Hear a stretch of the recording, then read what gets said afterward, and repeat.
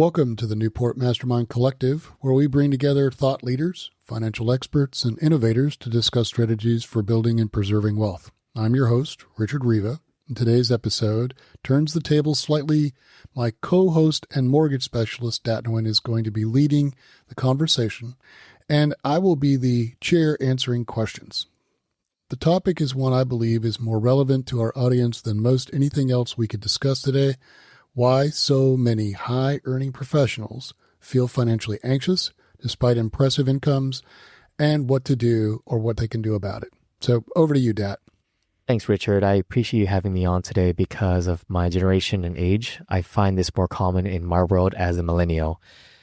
I work and interact with high earners every single day, from people in all types of fields: medical, constructions, car, business owners, attorneys, executives, people with significant incomes who sometimes struggle to qualify for the loan they want because of how their financial picture is structured.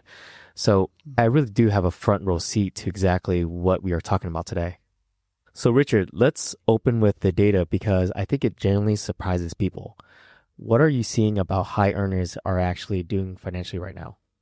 Well, the headline number that I find most illuminating and the most uncomfortable is this. Approximately 40% of Americans earning between $300,000 and $500,000 per year report that they are living paycheck to paycheck. And for those earnings above $500,000, the number is very similar, around 40%. These are not people with modest incomes or limited opportunities. They are professionals at the top of their field, and they're stretched.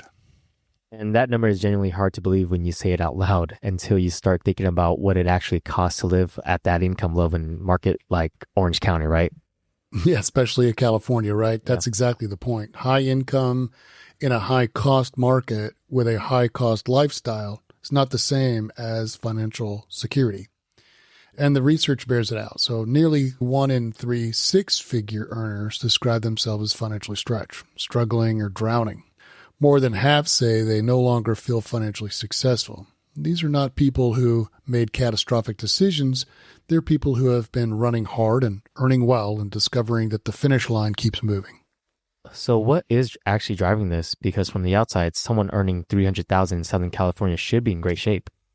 Well, I think there are several factors operating simultaneously. The first is what economists call lifestyle creep, process by which spending expands to fill the eventually exceeded income.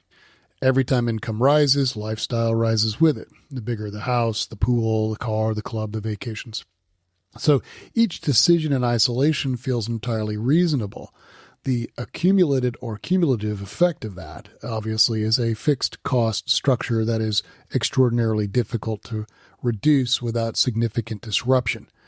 And once that structure is in place, every dollar of income is essentially spoken for before it even arrives. So I see this directly in mortgage applications.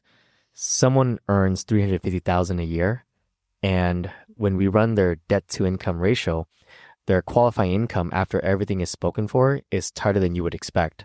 So the lifestyle has consumed the income. For example, a $1,500 car payment. Yeah, and then there's tax dimension, right, which most high earners genuinely underestimate. So California, as a professional earning $250,000, may be looking at a combined effective rate, federal, state, Social Security, Medicare, blah, blah, 38 to 42% or higher.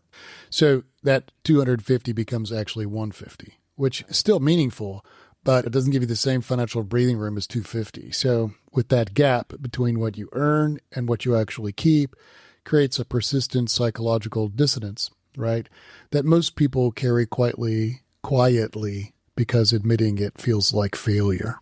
No one wants to be the person earning $300,000 who says they feel financially stressed, because from the outside, I mean, think about it. If someone earning $300,000 feeling stressed, that just sounds absurd. Yeah, precisely. And that silence makes it even worse, right? Because people assume that they are only ones experiencing it, right? And quite frankly, they're not, right? So the data makes it clear this is a structural and it's a widespread problem. But because it's not, obviously an openly discussed issue, the shame compounds the anxiety. Right. And Richard, you said something to me before we started recording that I think needs to be said on air.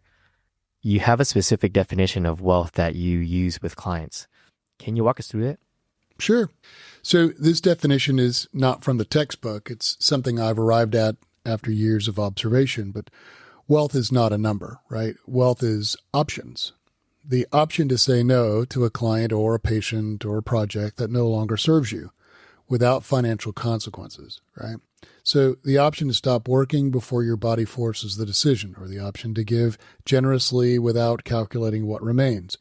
The option to take a career risk because, quite frankly, your financial foundation is stable enough to absorb sort of that uncertainty. Right. So by that definition, someone could earn $500,000 a year and not be wealthy. Yeah, absolutely. I mean, that's very true. And, many are not, right? Even if every dollar of that $500,000 is committed to sustaining a lifestyle, requires that income level to maintain as well, right? The mortgage, schools, all the overhead, then you have no options. So it's a very real sense of being trapped, and you can't really slow down. You can't change course. And of course, you cannot afford to be sick or have a bad quarter or decide, what you're going to do so longer as, doesn't feel right or doesn't have the right meaning. Right. This is not freedom. This is a very expensive obligation. Right, right. And I want to connect this to something I see on the mortgage side. When someone has that level of fixed commitments, it also limits what they can do financially going forward. They often cannot invest in real estate, cannot build a rental portfolio, cannot make moves that would actually grow their net worth because every dollar is already deployed just sustaining where they are. Yeah, that's a critical observation, Dat. I think the income earner who has maximized their lifestyle has also inadvertently minimized their financial flexibility. So that's a good point. And, right. And for the most underappreciated drivers of the long-term wealth, the people I have watched build real financial freedom almost universally had the flexibility at some point to make a meaningful move. So business, investment, or real estate. So because they don't commit themselves or every dollar to maintaining a lifestyle. Right. And so the lifestyle is not just a spending problem.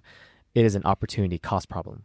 Yeah, that's true, right? If they're not looking at the opportunity, well, they're not laying out, right? If they don't look at the opportunities and look at the cost to it, then there's a problem, right? So every dollar committed to maintaining lifestyle, it's not necessarily a problem, right? But if a dollar, can be deployed to another item, obviously you're stuck.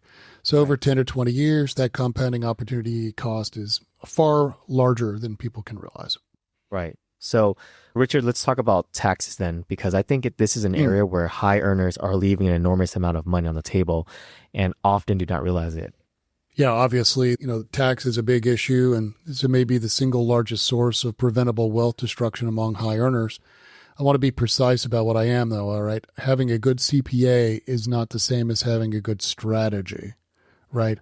A CPA can be an excellent tax advisor and file an accurate return reflecting what's going on. But if their tax planning is not done, and it's not done in a proactive manner for your financial picture on what you want to get done, a lot of it that you hope is going to happen isn't going to happen. So seek advice from a CPA, but build also a solid tax strategy. Right. And I know you're not a CPA, nor am I, but what does that actually look like in practice?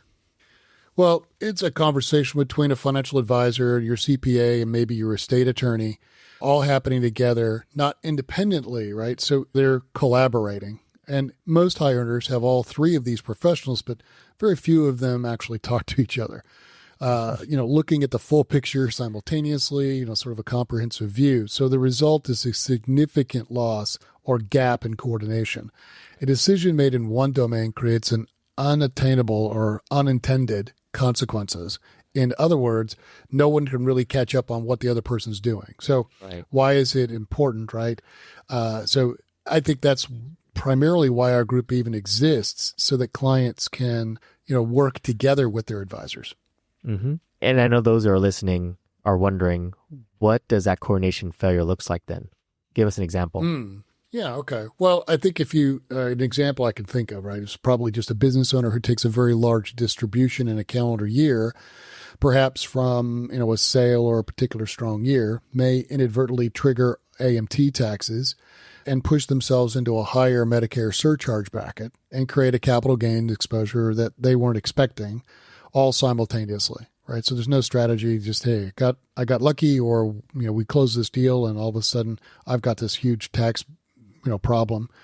Another one of those advisors working in isolation may handle their piece correctly, but the coordinated view is the one that sequences all of those events into the most tax-efficient manner. Requires someone looking at the whole picture, and that person is often missing. And in California, the stakes are higher because state tax is layered on top of everything. Yeah, significantly higher, right? California, New York, and a few other states are really, had the highest marginal rates. And for high earners in this state, the coordinated tax picture is not a nice to have. It is a material difference in what you actually keep. So yes. I've seen tax coordination save clients meaningful six-figure sums annually, not through any aggressive or questionable strategies, but simply through the sequencing, structuring, and timing that no one had bothered to coordinate previously. That is a real estate analogy too.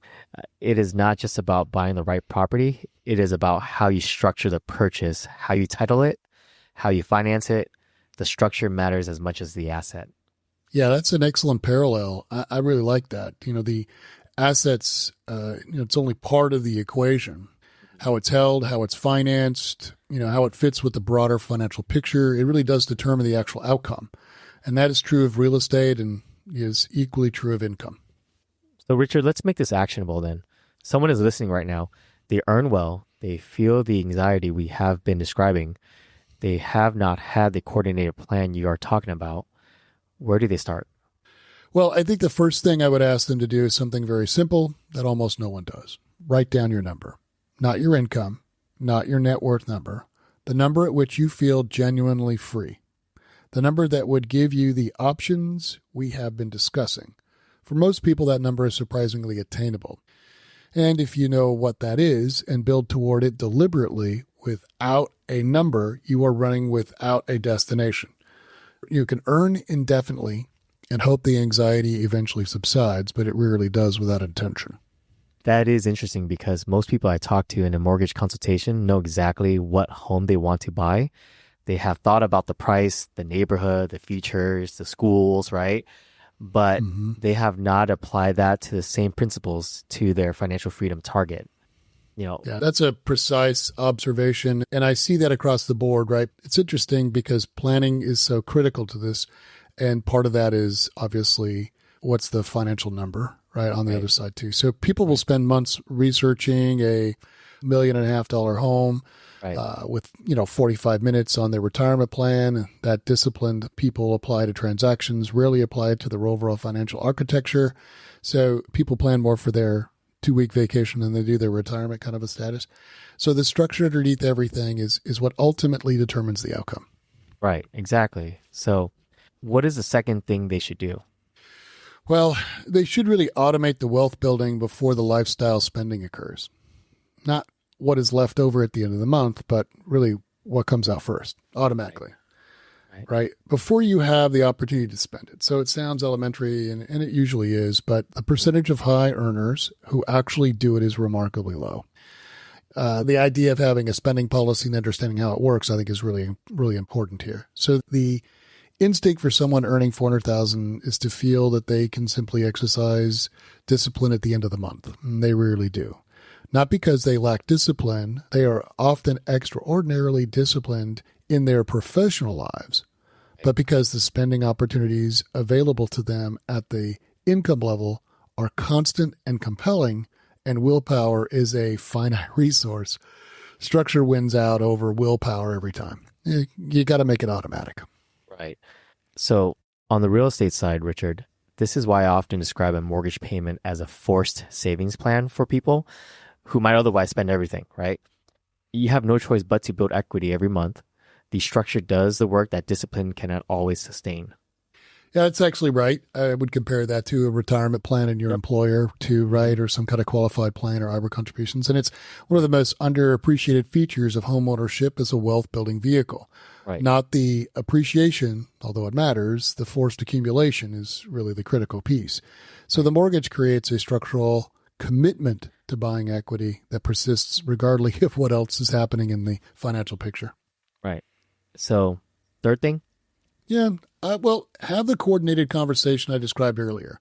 Not a meeting with your financial advisor, not a meeting with your CPA, a meeting where all of the relevant professionals are in the same room or on the same call, right? Looking at your complete financial picture together. That conversation, in my experience, almost always surfaces something meaningful and not one of an individual advisor has identified.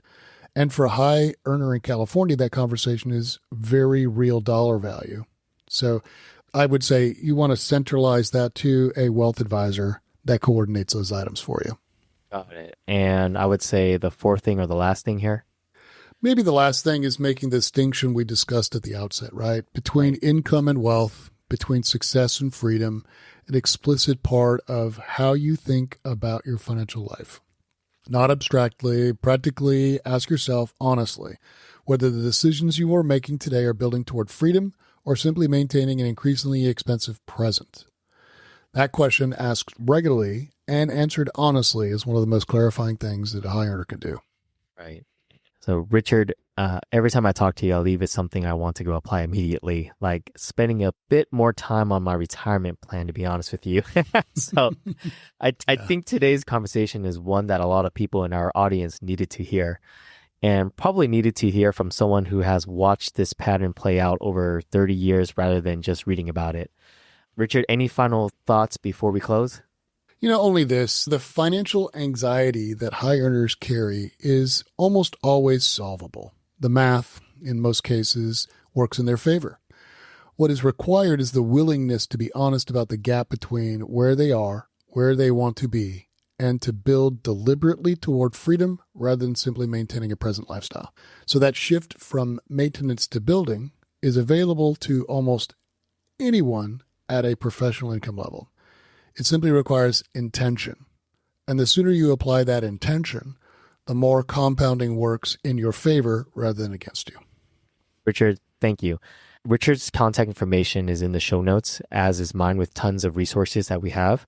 If anything we discussed today resonates and you want to have a more personal version of this conversation from the wealth advisory side or the mortgage side, reach out. We would love nothing more than to speak to you. Thank you for tuning in to the Newport Mastermind Collective. Until next time.